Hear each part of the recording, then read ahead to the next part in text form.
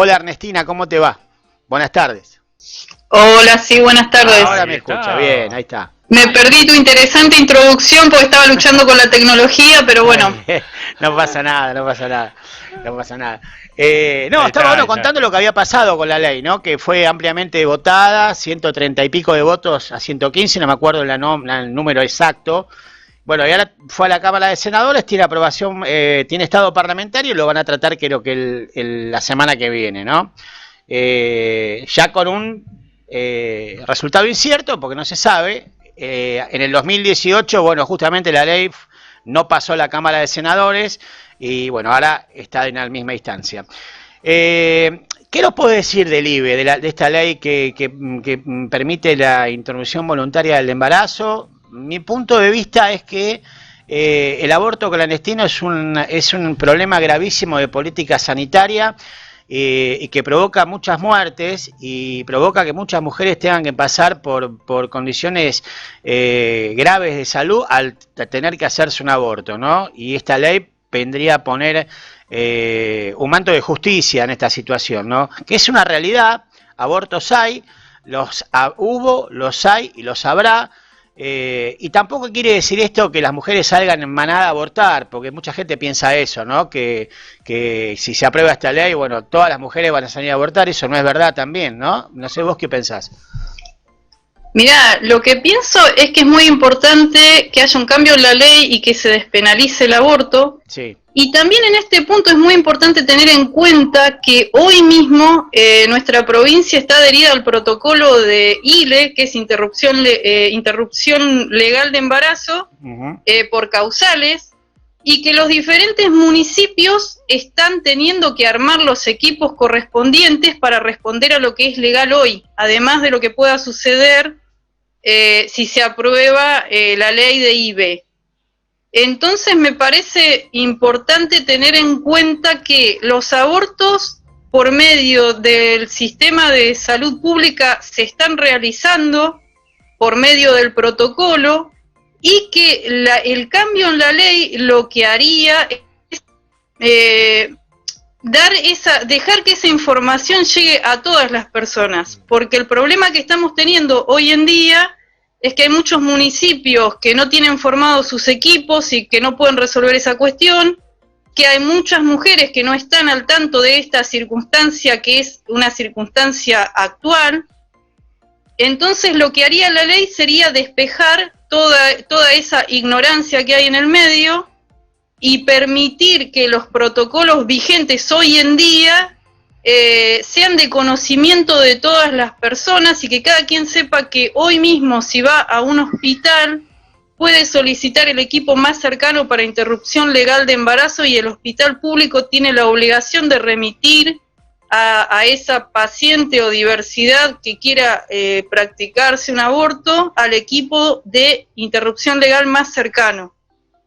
Lo que va a dar la nueva ley es la posibilidad de ampliar esta información y la posibilidad de que no exista la duda sobre la mujer que aborta, porque hoy tenemos circunstancias donde hay mujeres que han sido criminalizadas y que han estado en prisión por la práctica, y eso es algo que no puede seguir sucediendo. No pueden seguir sucediendo abortos clandestinos y no puede seguir sucediendo que las mujeres corran el riesgo de recurrir a un aborto clandestino por el temor a ser criminalizadas por la salud pública, cuando en realidad hoy mismo cuentan con los protocolos de ILE, que el grupo, yo soy de San Antonio de Areco, pero estamos trabajando también con mujeres de Giles para agilizar la formación del equipo en Giles.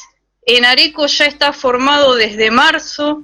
Entonces hay un vacío de información y esta cuestión de que la ley no esté todavía es lo que le quita claridad a la cuestión. Ahora, Ernestina, a ver, aclárame porque sí. A mí me entra una duda bárbara, ¿no? Porque dime. Está el tema del objetor de conciencia, ¿sí? Sí. Acá en San Andrés de Giles todos los médicos son objetores de conciencia. Las mujeres que tienen que practicarse un aborto por el sistema de salud tienen que ir a Pergamino. Acá no se lo pueden hacer. O a Luján. O a Luján. Pero a Luján hay muchas mujeres que recurren a Luján, que te digo, las salas de Luján van a hacer consulta y obtienen una ILE por el protocolo. Ahora, van a Pergamino por una cuestión de que es un punto en la región sanitaria donde pueden ir, que corresponde a la misma región sanitaria que Giles. Claro. Pero si no por una cuestión de cercanía, van a Luján, que corresponde a otra región sanitaria, pero donde también se acompaña como corresponde por medio del protocolo. Bueno, pero la ley no viene a corregir esto, no viene a poner... Sí, también. A ver, si una mujer necesita hacerse un aborto en Areco acá... tenemos... Sí, perdóname, en Areco tenemos la limitación de que el equipo trabaja para Areco porque es la zona que ellos pueden, donde después de la práctica la mujer tiene que volver a hacerse análisis y a ver que su estado esté bien, a recurrir a un método anticonceptivo que sea adecuado para ella y a tener, si necesita, la atención psicológica y el seguimiento que pueda necesitar. Y entonces el equipo local lo que hace es tratar nada más que los casos que corresponden a nuestro partido. Entonces eso es una limitante, por eso una mujer de Giles no puede venir a Areco. Claro. Tiene que ir a Pergamino o tiene que ir a Luján, que tiene más amplitud porque tiene varios equipos trabajando. Por eso la ley lo que va a determinar es que en cada lugar, cuando los médicos son objetores de conciencia, el establecimiento tiene que buscar un equipo que practique el aborto en ese lugar. Claro, si no me equivoco. Claro, porque, es decir, los médicos pueden ser objetores de conciencia, pero no pueden ser obstaculizadores de la práctica. Te lo pongo en un ejemplo muy sencillo. Hay religiones que no contemplan las transfusiones de sangre o las donaciones de órganos. Sí, sí. Y esto es como si vos dijeras que tenés un médico de esa religión que te va a decir, no, bueno, yo por mi cuestión particular, espiritual y de religión, no puedo darte el acceso a una donación de órgano y no puedo darte el acceso a una transfusión de sangre, ¿entendés? Esto va en la misma línea. No, vos ves que eso no sucede en los hospitales, que los médicos le dicen a los pacientes, no, yo me corro o yo no te puedo dar la posibilidad de acceder a este tratamiento. El problema es del médico que se tiene que correr y hacer que ese paciente llegue cuanto antes a la solución o a la práctica que necesita llegar. En este caso es lo mismo, que suena hasta casi ridículo cuando vos lo comparás con una transfusión de sangre. En esta época ningún médico le negaría a un paciente una transfusión de sangre por cuestiones de conciencia o cuestiones religiosas. Es decir, que el paciente no quiera acceder por su propia configuración religiosa es otro tema, pero que un personal médico le niegue el acceso a un paciente por estos motivos no sucede. Con la cuestión del aborto tenemos que llegar a esa misma posibilidad, a que se entienda de esa misma manera, porque es el tema es que se tienen que preservar los derechos de la paciente, de la diversidad o persona gestante que quiera interrumpir su embarazo. Y Ernestina, ¿cómo llegaron ustedes en Areco a tener un equipo? Mira, lo que pasa acá es que hubo acción por medio nuestro y hubo buena reacción por parte de salud. Hubo compromiso por parte del personal de salud, porque no es una cosa solamente de esta administración, sino que la administración anterior ya también venía trabajando en ese sentido, y aunque no había un equipo completo, existía el hecho de que si había alguna complicación se trasladaban a otra localidad. Y entonces ya había un resguardo, porque también nos pasaba que en un principio no había médico obstetra que quisiera ser parte del equipo. Porque era objetor. Así que, mira, no sé si porque fueran objetores de conciencia, lo que había también era mucho temor, porque la cuestión es que al estar criminalizado el aborto, al ser tomado como un delito, para los médicos también es un riesgo, porque entonces queda librado a la interpretación ¿entendés? Entonces la regla no es tan clara y queda interpretado a lo que piense cada quien. Y entonces es lógico que los médicos no vayan a arriesgar sus carreras profesionales la justicia no pone las reglas claras. Seguro, sí, está claro, eso es perfecto lo que decís. Sí, sí, Es decir, no se le puede exigir al personal de salud que tome esta circunstancia, que se haga cargo, cuando la realidad es que es la justicia la que tiene que determinar, o bueno, senadores, diputados, los que tienen que determinar que esto sea una ley y que no sea una trampa, porque sabemos que ha habido mujeres que fueron puestas en prisión por tener abortos espontáneos. Sí. Ni siquiera por hacerse una práctica de aborto, sino por haber tenido un aborto espontáneo. Entonces al aclarar la cuestión, al poner cada cosa en su lugar, lo que va a dar es la posibilidad de que los médicos se sientan respaldados. Hay igualmente muchos profesionales que se han organizado para dar la información, para crear redes, para asegurar el derecho que existe desde hace 100 años, el derecho a la interrupción legal, sí, que hoy está protocolizado, y que esa interrupción legal es por las causales que da el artículo 86, es decir, eso está hace 100 años fijado, y después se hizo una aclaración con el fallo FAL y con otros fallos, pero la cuestión es que necesitamos que se aclare completamente y que no quede duda de que no puede ser criminalizada una mujer por decidir si quiere o no continuar una gestación, y que el personal médico que la acompañe en el ejercicio de su derecho también tenga la garantía de que no va a ser criminalizado por esta cuestión.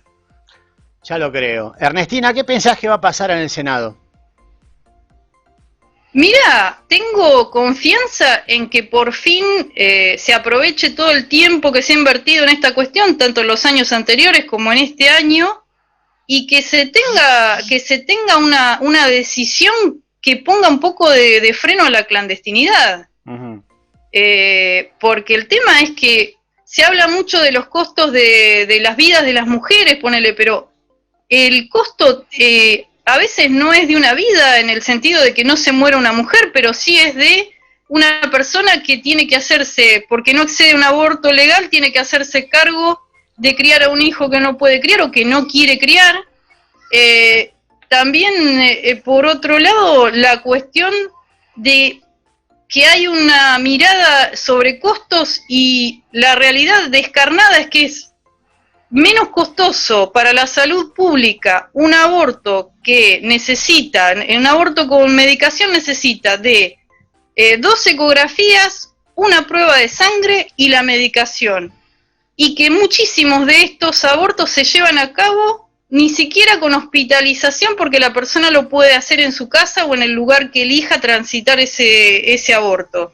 Entonces, viste, es como que lo que me parece que traen estos debates, si no se llega a la ley, que sería una pena que no se llegue esta vuelta a la ley, es hacer llegar información concreta y desarmar los mitos y las fantasías que tiene mucha gente, que sigue pensando, ponele, que hay tráfico de órganos de fetos, cuando la realidad es que para organizar eso tendrían que estar revisando las cloacas de todas las ciudades. Claro. Porque en realidad las mujeres, la idea de esta ley es que las mujeres puedan hacerlo en su propio ámbito y con la tranquilidad de tener no solo el respaldo médico, sino también el respaldo de su propio grupo.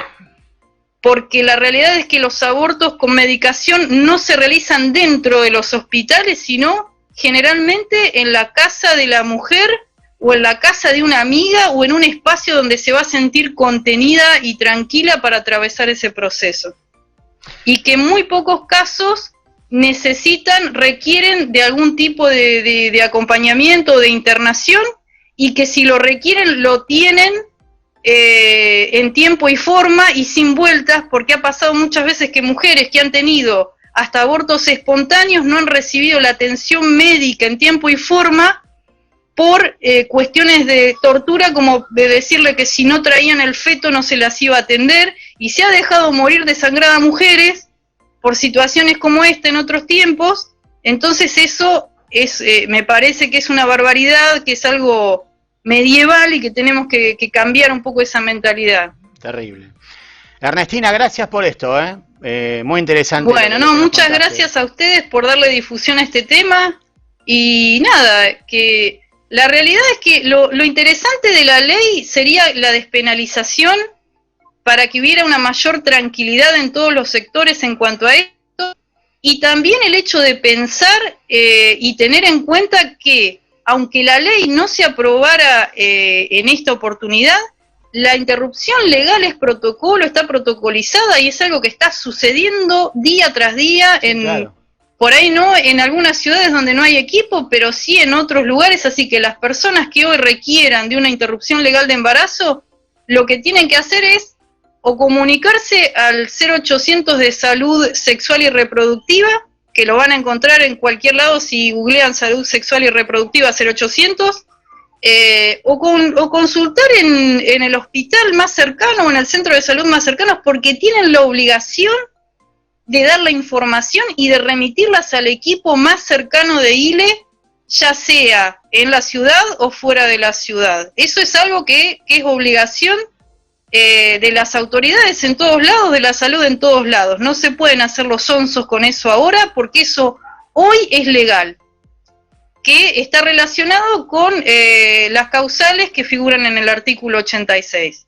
Y no necesitan llevar ni denuncia de violación ni ningún tipo de papel, porque las causales hablan de la salud social, psicológica, física, entonces es un contexto muy amplio donde ya el solo hecho de que una mujer o persona con capacidad de gestar se plantee la necesidad de no continuar un embarazo, esa misma decisión y ese mismo conflicto está planteando un problema para su salud en cualquiera de esos aspectos. Ya lo creo. Ernestina, gracias por esto. Te mandamos un beso. Gracias por todo. Un beso. Muchas gracias.